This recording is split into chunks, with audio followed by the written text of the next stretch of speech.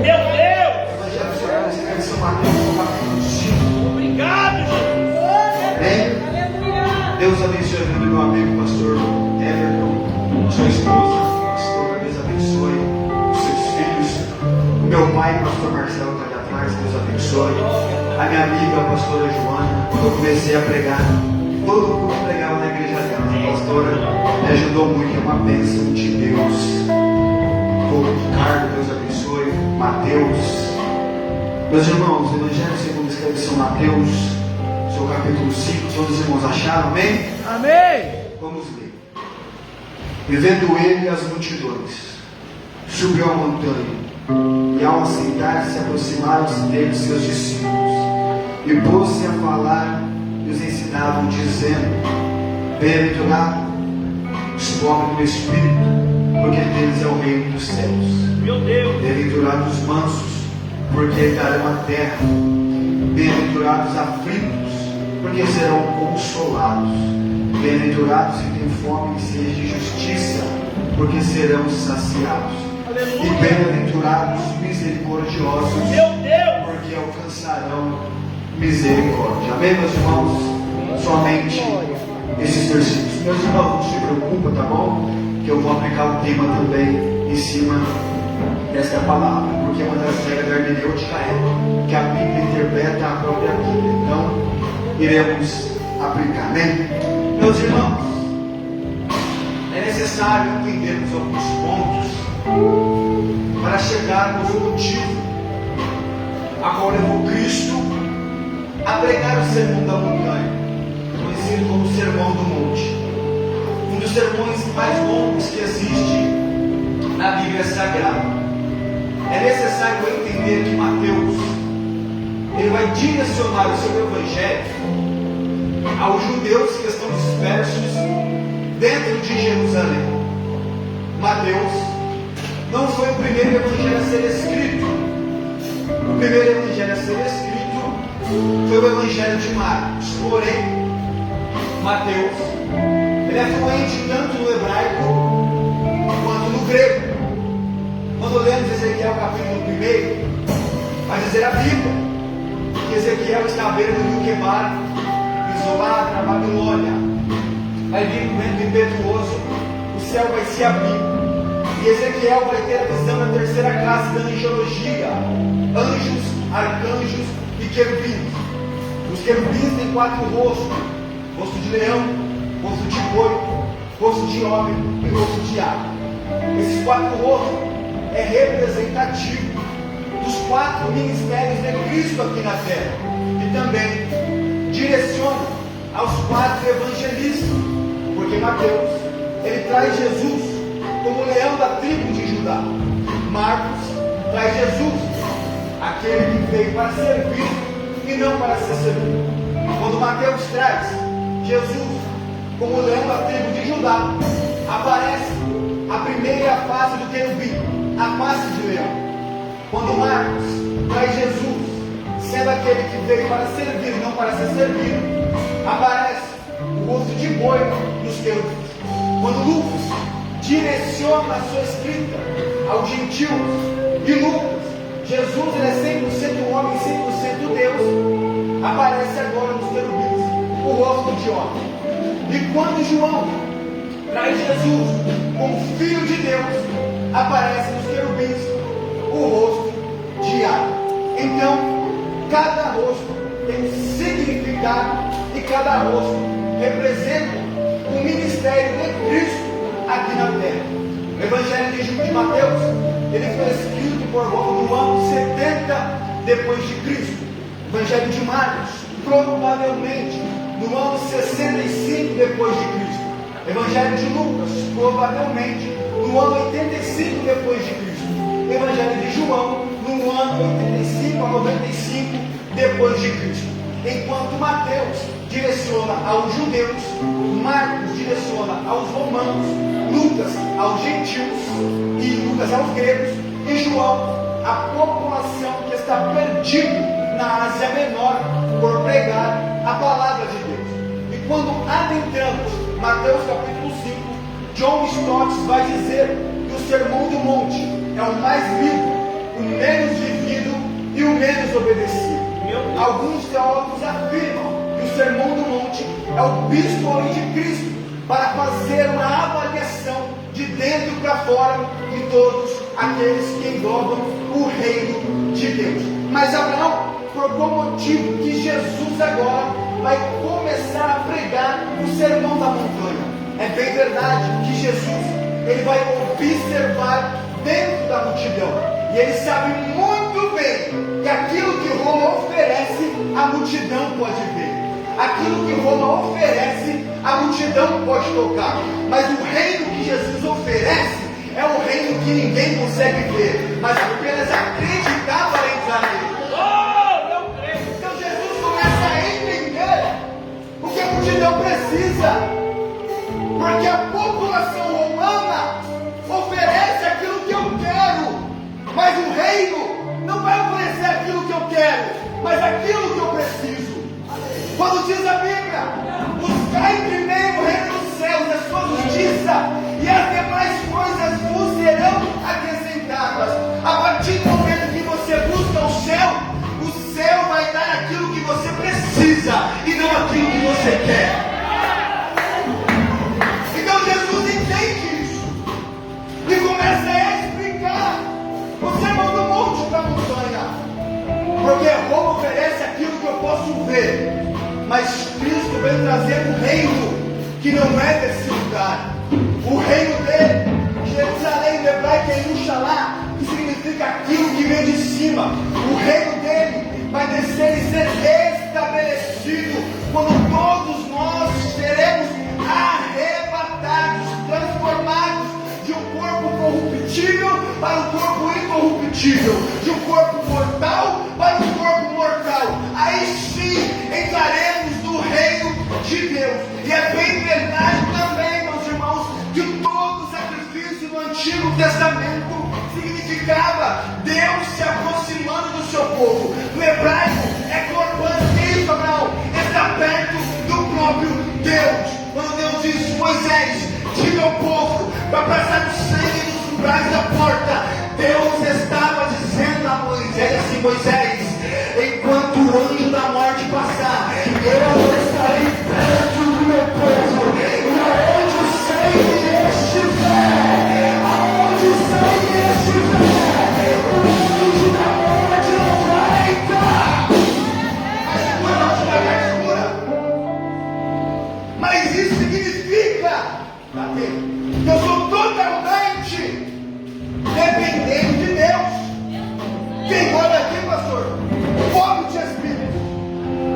E já vem Jesus pregando: bem-aventurado os pobres de espírito, meu Deus, porque deles é o reino dos céus. Porque Mateus não diz reino de Deus, porque todo judeu tem um enorme respeito pelo nome do Pai. Então Mateus diz: ei, bem-aventurados os pobres de espírito, porque deles é o reino dos céus. Segura: primeiro céu, céu atmosférico; segundo céu, céu dos astros; terceiro céu, céu dos céus.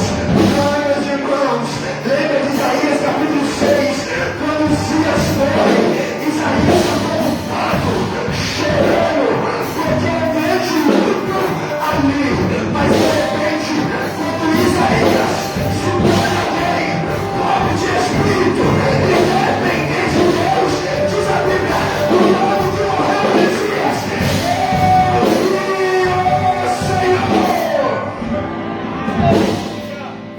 Deus está mostrando a Isaías o reino dos céus.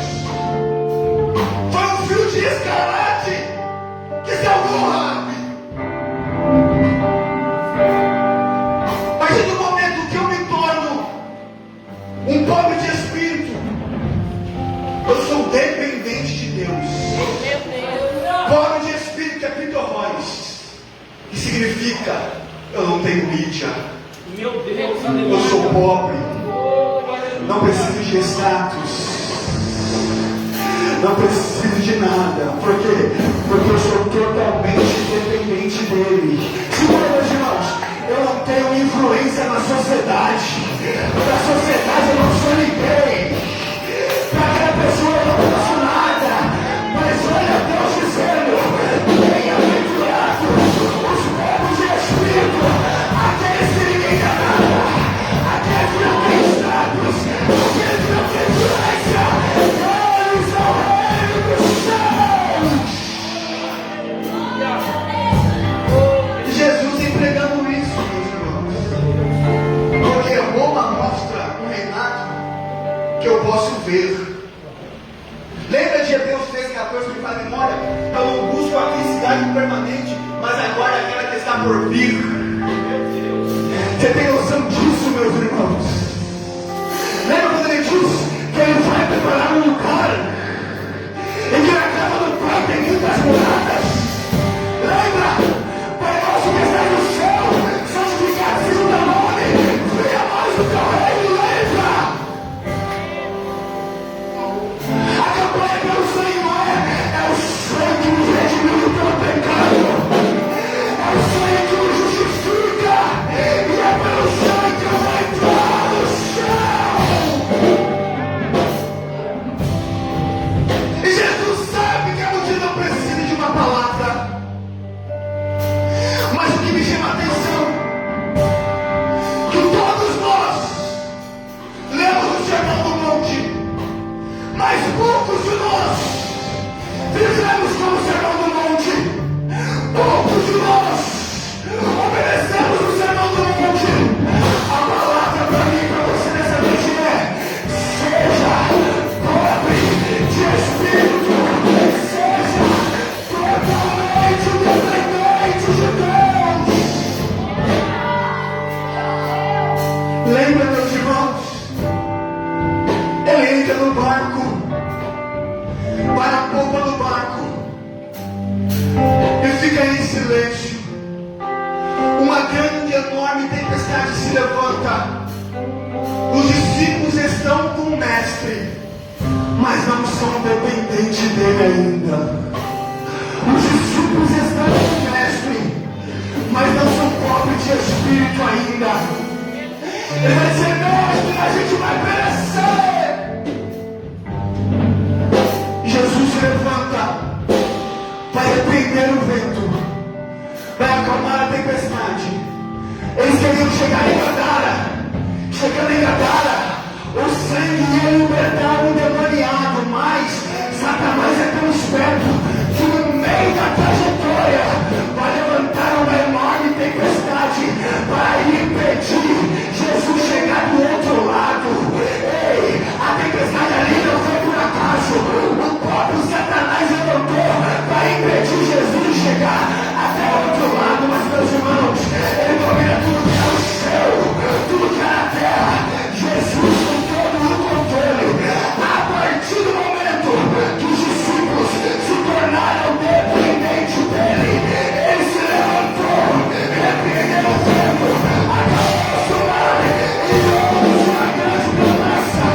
Todos disseram: desce, clama o vento e o mar lhe obedece. Meus irmãos, lembra de Pedro? Vai pescar a noite inteira, é profissional, sabe da pesca, conhece o lago de Genezaré, mais de 4.000 barcos lá, mas a noite inteira não pegou nada. Mas de repente vem alguém sobre a praia, e esse alguém que está vindo sobre a praia foi ele que deu ordem para o mar criar os peixes. Esse alguém está vindo e mais de 4.000 barcos. Jesus atende o barco de Pedro emprestado, vai pegar e depois ele dizer: Pedro, tira um pouco o barco da areia, barco na areia representa sonhos parados, projetos parados. A palavra para você essa noite é: tira o barco da areia, tira o barco da areia.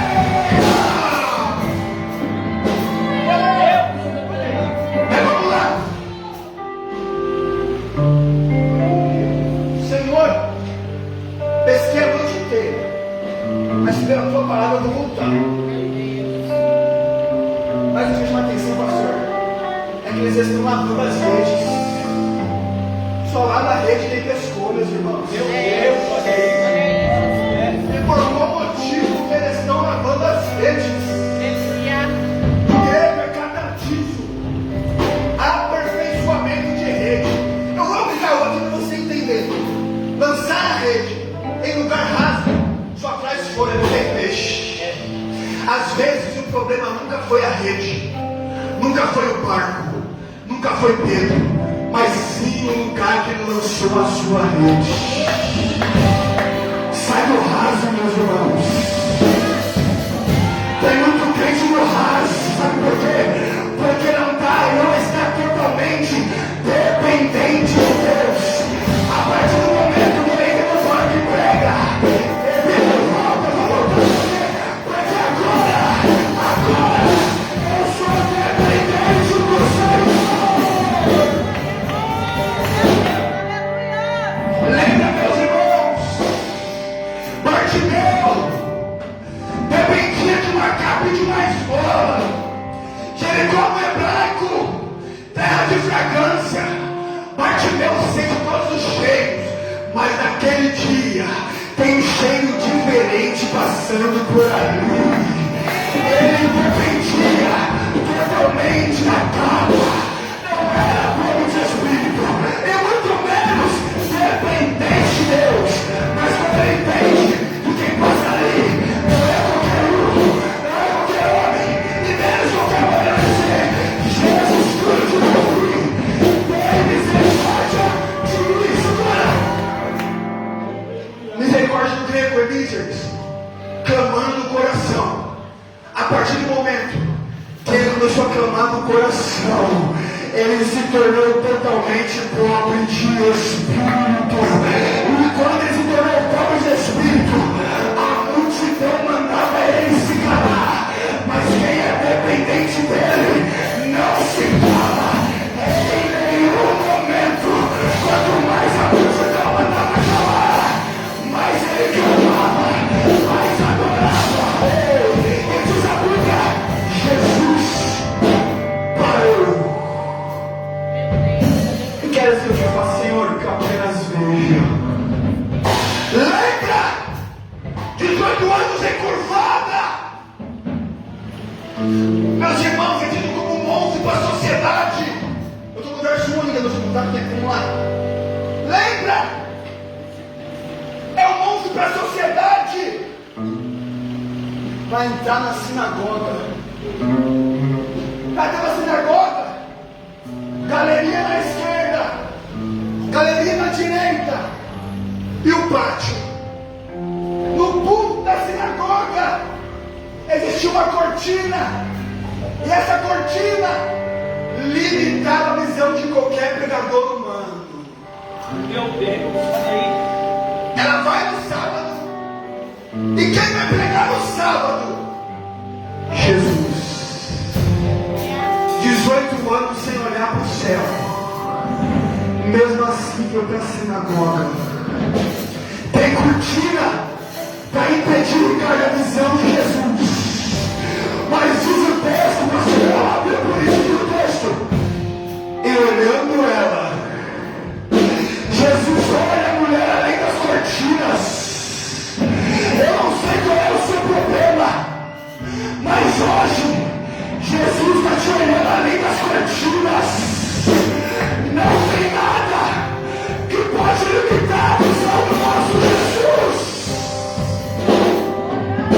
Jesus vai olhar, Jesus vai chamar, Jesus vai curar, Jesus vai tocar, e imediatamente aquela mulher foi restaurada. E não precisou a mulher olhar para o céu. Por que não? Porque o próprio céu tocou nela. Não era para dizer, entendeu? 18 anos sem olhar para o céu. A primeira coisa que ela fez não foi olhar para o céu. Por que não? Porque o dono do céu tocou nela. Porque o próprio Jesus tocou nela. A palavra para você essa noite é: seja o próprio Espírito. Pega tudo.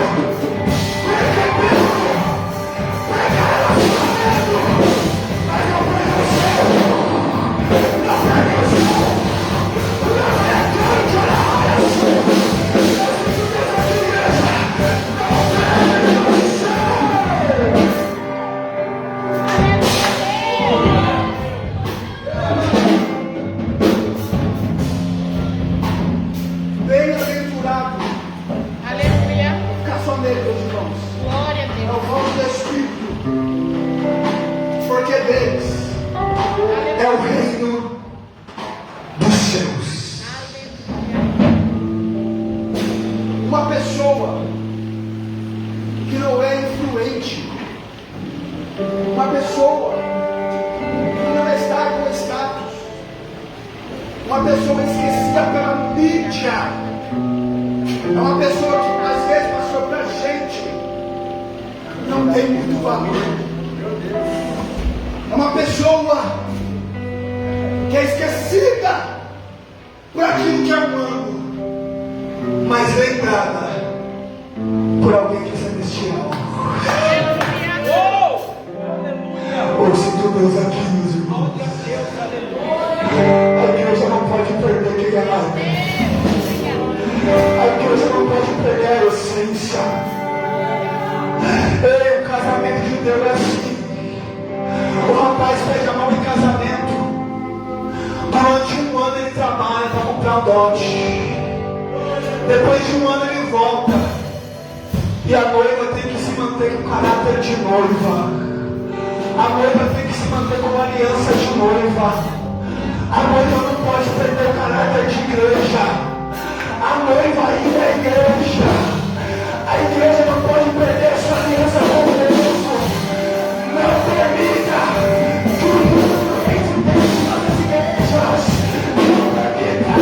Não perca o caráter de noiva. Não perca a aliança de noiva. Não perca o compromisso de noiva. Lembra, meus irmãos, quando Estevão está sendo apedrejado, ele está sendo morto, mas diz o texto, cheio do Espírito Santo, o reino dos céus vai se abrir. E ele vai ver Jesus à direita de Deus. Está sendo apedrejado, porém está cheio do Espírito Santo. Abraão, o que significa isso? Nem a morte pode tirar de mim a dor do céu. O que, Lucas? Um verdadeiro adorador. Lembra de Pedro, Paulo e Silas? Eles vão pregar e expulsar o demônio de adivinhação. Vão jogar de uma prisão. Vão machucar os apóstolos de Jesus. Mãos amarradas, pés amarrados, machucados. Colocaram ratazanas para roer seus machucados. Mesmo aprisionado, mesmo machucado, não negaram aquilo que eles são. Meus irmãos, podem apedrejar, podem fechar as minhas mãos, mas nunca se eu perder a mão direita, eu adoro com a esquerda. Mas nunca se eu perder a esquerda, eu adoro com a minha boca. Lucas, se eu ficar muito aberto meus olhos, Lucas, meus olhos, eu adoro com meus pés. Nunca se eu perder os pés, eu adoro com o que sobrar. Mas Lucas, e se eu morrer?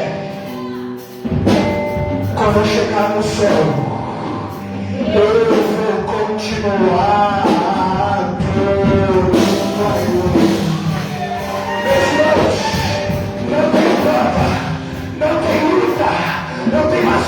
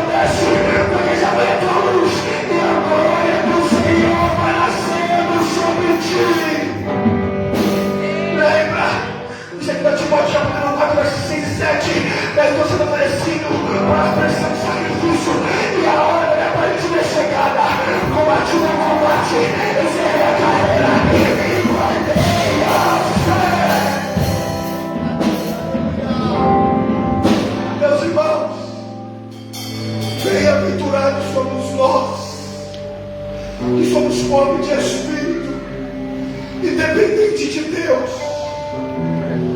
Aqui, bem-aventurado no hebraico é Sherei Haish, no grego é Macaio, e no latim é Beato.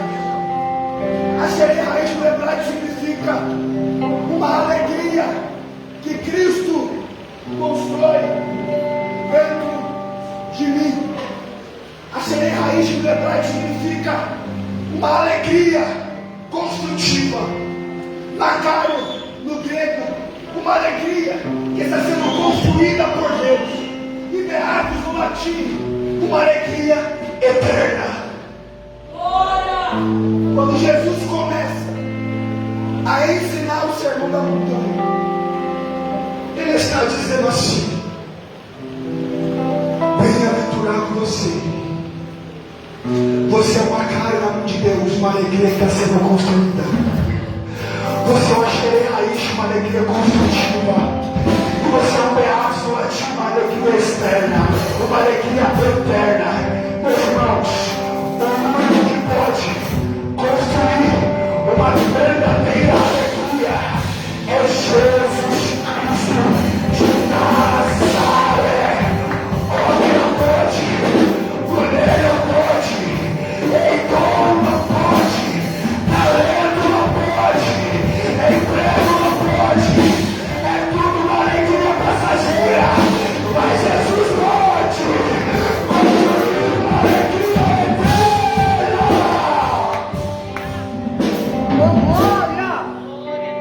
Lembra da mulher de sangue, 12 anos, que não pode viver em sociedade. O sangue baleia maldito, pede e andará bendito, sangrando, mas não deixou de ir até ele. Eu sinto a Deus aqui, meus irmãos. De Isaías capítulo 6 a Marcos 5:28. Passa 700 anos por a hora de Jesus. No capítulo 6 de Isaías, sai o terceiro céu, perfura o segundo, as estrelas adoram. Quando perfura o primeiro, hostes e potestades adoram. Quando chega no templo, os umbrais tremem. Apenas a orla. A mulher pensou assim: se há 700 anos atrás a hora fez os umbrais se mexer, foi apenas um tocar as vestes. Sei que serei curada. Seja dependente dele, o amor é quando a rocha. Seja dependente de Deus. Lembra, meus irmãos, o cântico que o serafim cantava? O serafim é a quarta classe da angiologia. O pastor teólogo explicou isso. O serafim tem seres de fogo, tem mais é de um alicate para pegar a brasa do altar. Porque se o serafim toca assim a tenaz, ele queima Isaías por completo. Mas ele pega uma tenaz e pega a brasa do altar, vai purificar. Mas antes disso, diz o texto que os serafins eram coroados por cima. Erro de português, do original. Ninguém fica acima do trono de Deus. Eles estão ao lado dizendo: Kadosh, Kadosh, Adonai, do Sabaote, Santo, Santo, Santo, Senhor dos Exércitos. Toda a terra está cheia da sua glória. Segura, lembra? Vai dizer: Paulo, todos pecaram, em vez de tudo que estávamos da glória de Deus, e toda a terra está cheia da sua glória. Serafins cantam assim. Quando o pecado entra no Éden, a ordem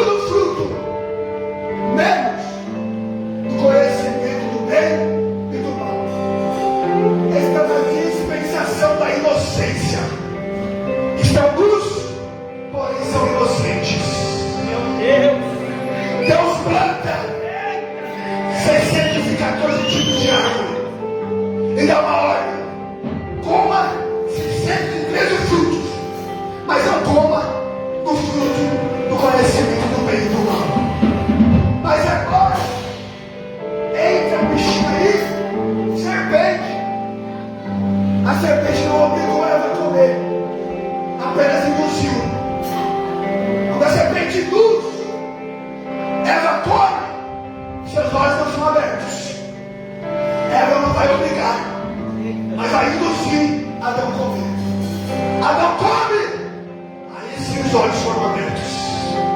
Eles se viram nus. Não era a criação que buscava o Criador, mas era o Criador que descia na duração do dia para ter um contato com a criatura. O pecado está no Éden. Acabou a dispensação da inocência, entrou a dispensação da consciência. Eles sabem agora o que é o certo e o que é o errado. Vão se esconder de Deus. E mesmo com o pecado, que no hebraico é paraíso, mesmo com o pecado, dentro do Éden, Deus decide descer. E quando Deus desce, a pergunta é: Adão, onde tu estás? O pecado está lá, mesmo assim ele desceu. Alguns atributos chamados atributos incomunicáveis, Deus não compartilha com o homem. Ele não muda, ele é eterno, ele é soberano, onisciente, onipotente, onipresente. Atributos que ele não compartilha com o homem, chamado atributos incomunicáveis. Deus desce e pergunta: Adão, onde tu estás? Ele fala teofania, Deus revelando Adão e Eva, mas mesmo assim eles estão escondidos, não se vê luz, não se cobre com folha de figueira, mas ninguém se cobre com folha de figueira. Deus queria um choro de arrependimento. Bem-aventurados que choram, porque serão consolados. Deus queria um choro de arrependimento, mas naquele momento não houve choro de arrependimento. Adão disse: Senhor, foi a mulher que tu me deste. Ela disse: Senhor, foi a serpente. Ninguém se arrependeu, cada um acusando o outro. Mas Deus é tão bondoso, igreja, que Ele vai matar um cordeiro. Meu Deus, olha aí. Ele vai matar um cordeiro. Eita, Jesus. Vai tirar a pele do cordeiro. Vamos mexer com sangue agora. Vai matar um cordeiro. Vai tirar a pele do cordeiro. E vai fazer uma roupa. E vai vestir-los. Uma roupa manchada de sangue. Ali estava dando início à crucificação de Jesus. Deus matou o cordeiro, simbolizando o próprio Cristo, e vestiu com uma roupa manchada de sangue. Ali, Adão e Eva foram perdoados através do sangue simbólico de Jesus Cristo de Nazaré. Lembra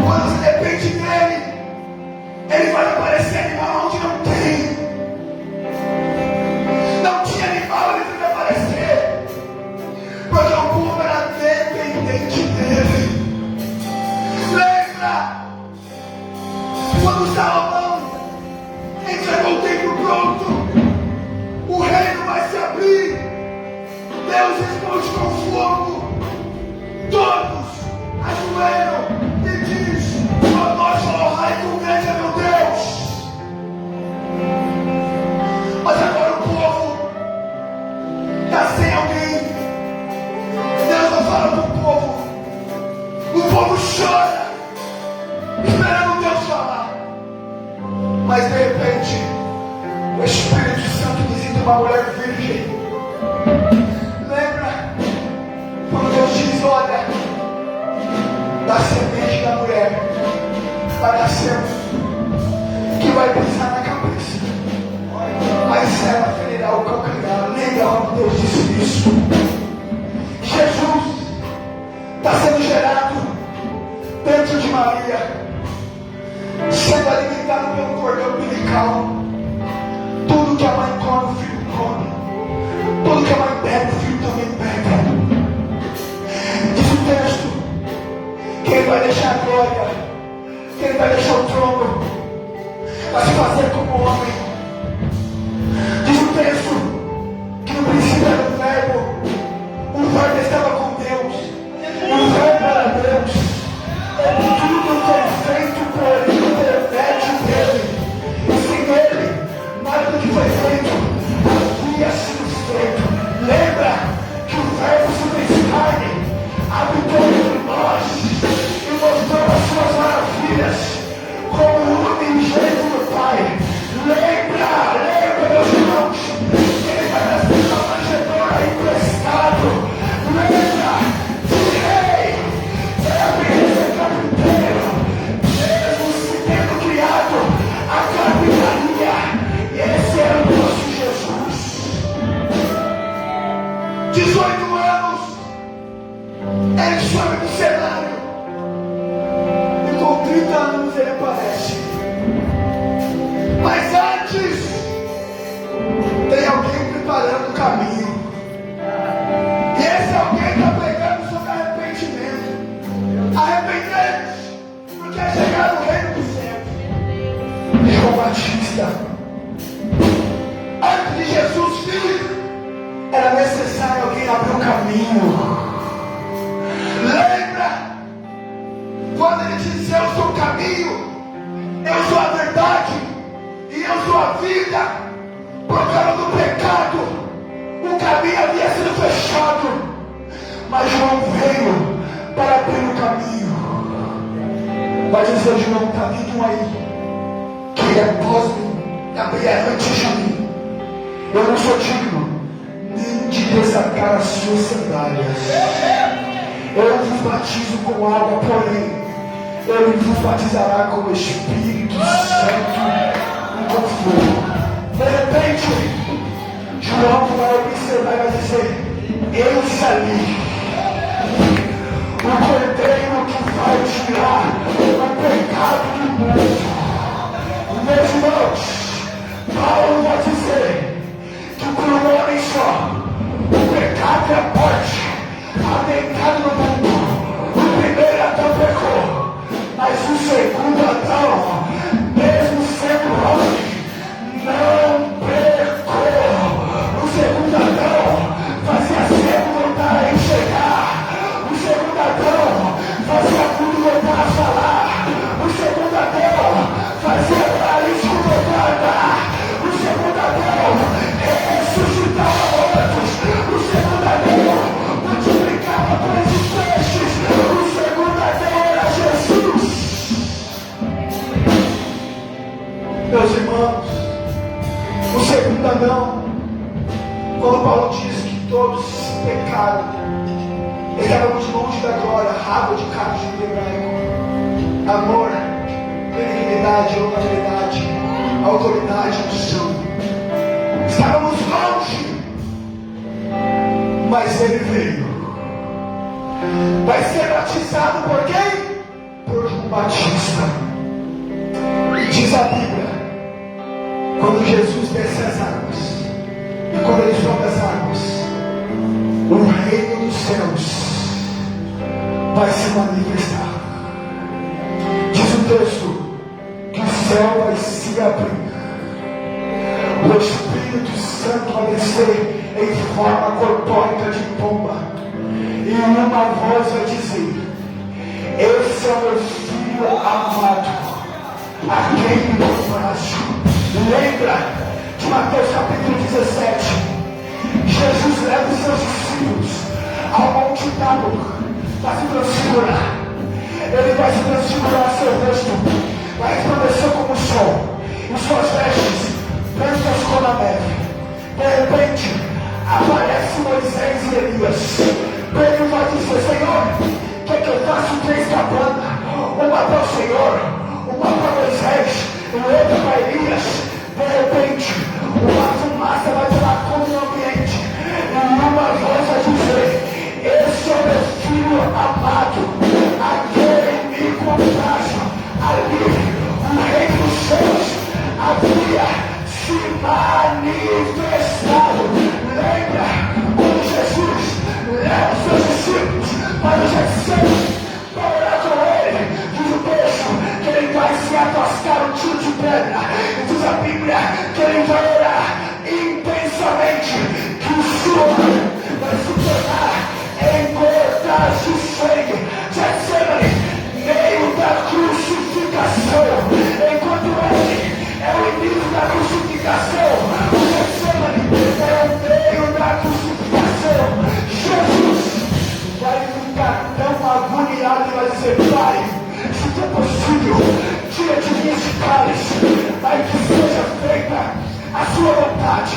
De repente, o traidor se aproxima e ele vai dizer: porque vieste, amigo, meus irmãos, a palavra para você nessa noite não é que calunia você, não muda o seu caráter pelas pessoas que te caluniam. Judas traiu Jesus, mas mesmo assim, Jesus não mudou o seu caráter.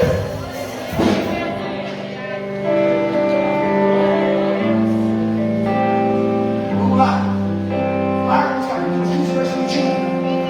Constrangeram certo Simão, filho meu, pai de Alexandre de Rufo, que por ali passava, vindo no campo a que levasse a cruz. Ele vai viajar 1.600 quilômetros para participar da festa da Páscoa. E como era essa festa? Ficava um auxiliar do sacerdote como um porteiro, observando as vestes. Se estivessem sujas, não poderia entrar para participar do sacrifício do Cordeiro Pascal. Simão Sirineu preparou o ano inteiro para receber apenas uma gota do sangue do Cordeiro, porque uma gota do sangue do Cordeiro representava o perdão do pecado anual. Se preparou o ano inteiro, viajou a pé para participar desse sacrifício. E diz a Bíblia que ele vem do campo. Meus irmãos, toda criança com 5 anos de idade vai para a escola rabínica, aprender o Pentateuco, Gênesis, Êxodo, Levítico, Números e Deuteronômio. Com 12 anos de idade vai se pôr de pé para recitar o Pentateuco. Se ela errar uma vírgula ou um ponto, ela é reprovada, porque não pode ser o mestre. Tem que ir para o campo trabalhar. Diz o texto que Simão Sirineu vai vir no campo porque foi reprovado pelo homem, não conseguiu recitar o Pentateuco. Quem vem do campo é queimado pelo sol, quem vem do campo é castigado, quem vem do campo ninguém dá nada, mas é aquele que vai vir do campo que vai ajudar Jesus a carregar a sua cruz. Diz a Bíblia que ele viaja 1.600 quilômetros e quando chega em Damasco, ele vai observar o templo, vai tocar na sua roupa, uma roupa branca, e vai caminho ao templo. Joga a sua Bíblia, vai andar 50 passos, virando a esquina. Tem alguém todo machucado, tem alguém todo caluniado, tem alguém, pastor, sangrando muito, uma placa escrita em aramaico, grego e latim: Yeshua é de Nazaré, Jesus de Nazaré, o Reino de Deus. Quem é esse que está todo machucado e carregando na cruz? Simão Sirineu não está nem aí, porque o foco dele nunca foi a cruz, o foco dele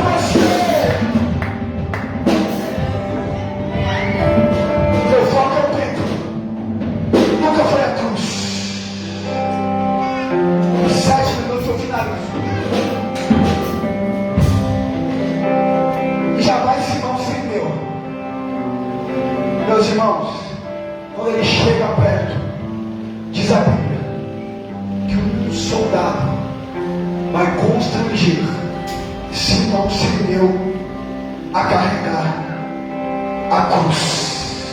Meu Ele Deus! se desespera, porque ele queria, meu pastor, apenas uma gota do sangue do Cordeiro. Meu Deus! Você não entendeu isso? Parece que o sonho foi por água abaixo. Parece que o pecado não vai ser perdoado. Por quê? Porque Simão Sirineu sujou a roupa. E a roupa está manchada de sangue. Mas ele não quer o sangue da cruz. Ele quer o sangue do templo. Meu Deus do céu. Ele nunca quis o sangue da cruz, mas sempre o sangue do templo. E como era o templo, o sacerdote via como o cordeiro, que a jugular ele cortava no altar, ele começava a espirrar o sangue do cordeiro 7 vezes em forma de círculo, porque no templo tem que ter perfeição e comunhão. Para o judaísmo não pode pegar o sangue com a mão. Ele pega uma esponja, põe no sopro, encharca dentro do sangue, mas não pode pegar a esponja com a mão. Ele pega a madeira e o sangue do cordeiro desce pelo madeiro. Agora o sacerdote, pegando o madeiro, ele começa a espalhar o sangue. E todo judeu que recebia apenas uma gotinha de sangue, todos se tocavam e diziam e cantavam Godó Shalohai, com grande é o meu Deus. Isso significava que o pecado anual estava perdoado. Era esse sacrifício que os irmãos Sirineu queriam participar. Mas agora, um judeu negro, porque diz aí, judeus, que antes de ser sireno, cuidava de Sabá, e fica Salomão, rainha de Sabá, tem um relacionamento, tem uma linhagem dos sirineus. É tanto que eles tinham uma sinagoga própria. Um judeu negro, constrangido a carregar uma cruz que aparentemente não era dele. E quando a cruz cai nos seus ombros, quando Jesus olha para ele vai entender que a cruz nunca foi de Jesus, mas sempre foi dele. Vai dizer Isaías: beleza alguma havia no seu rosto para que eu desejasse. O castigo que me traz a paz estava sobre ele, e sobre as suas pisaduras fomos sarados. Simão Sirineu entendeu que a cruz sempre foi dele. Eu aprendi que finalizo Capará. O que é Capará? Existe uma casa, e essa casa tem um jarro. Dentro da casa tem um filho e um pai. O filho começa a correr, o pai diz: não corra, você vai cair, o vaso vai quebrar e você vai se machucar. Mas o filho não está nem aí e continua a correr. O grau de perigo aumenta. O filho tropeça na mesa, o jarro cai e quebra. O pai desesperado, você vai entender, o pai desesperado pega o filho e vê que não há cortes em suas mãos, que não há corte em seus pés, melhor, que não há furo em suas mãos, e também que não há furo em seus pés, e muito menos sangue descendo pela sua cabeça. Mas o pai entende que lá na casa alguém pagou preço pelo filho, e o jarro quebrou por culpa do filho. Paulo vai dizer: todos pecaram, estávamos longe da glória de Deus, estávamos rumo ao inferno. Meu pai dizendo: não vai por esse caminho é o inferno. Mas de repente, aquilo que era para ser meu e seu, Jesus vem, junto torna como esse vaso, se quebra por mim e por você. A coroa que era minha foi para ele. Os carros nas mãos que era para mim foi para ele. Os carros que eram nos meus pés era para mim foi para ele. O sangue na sua testa que era para mim foi para ele. O vinagre que era para mim foi para ele. A zombaria que era para mim foi para ele. A traição que era para mim foi para ele. O desespero que era para mim foi para ele. O castigo que era para mim foi para ele. A angústia que era para mim foi para ele. E quando ele chega ao Gólgota, vamos dizer, desce daí, zombando de Deus, zombando de Jesus, vai dizer: ladrão, se tu é filho de Deus, tira nós daqui. Vai dizer o outro ladrão: ele não fez nada para merecer isso, mas a gente fez. Ele vai dizer: Pai, quando chegar no paraíso, lembra de mim. Jesus, até estou esperando o sangue, vai dizer: hoje mesmo estará comigo no paraíso. Ele vai dizer: Deus meu, por que me desamparaste? O Pai desamparou o Filho por causa do meu e seu pecado. Mas quando ele diz: tetelestai, está consumado, seu espírito voltou a Deus. Oh glória! Aquilo que estava fechado foi aberto. Ele nos deu livre acesso para entrar dentro da verdadeira, sincera adoração. Se eu prego, não é mérito meu. Se você prega, não é mérito seu. Se você canta, não é mérito seu. Se você libera, não é mérito seu. Tudo foi através de Jesus. Ao terceiro dia ele ressuscitou. A pedra está envolvida dentro para fora. Maria pergunta: sabe onde ele está? Que eu vou buscar ele. 2 varões de branco vai dizer: mulher, por que procura dentre os mortos aquele que vivo está? Ao lado tem um jardim, e tem alguém cuidando do jardim, e esse alguém está vestido com uma roupa de jardineiro. E Maria vai lá e pergunta: se o Senhor sabe onde está meu mestre, fala que eu vou buscar. Esse alguém responde: mulher, não toque em mim, porque eu ainda não fui ao Pai. Era o próprio Jesus cuidando de jardim. Atos capítulo 1, todos viram sua ascensão. Atos capítulo 2, todos viram a descida do Espírito Santo.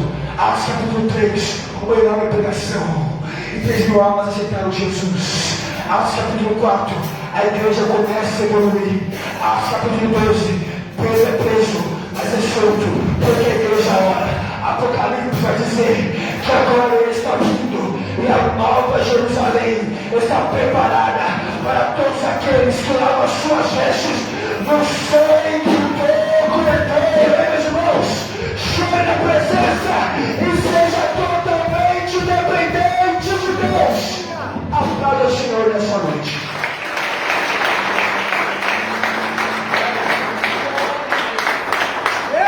Glória a Deus. Louvado seja o nome do Senhor. Deus é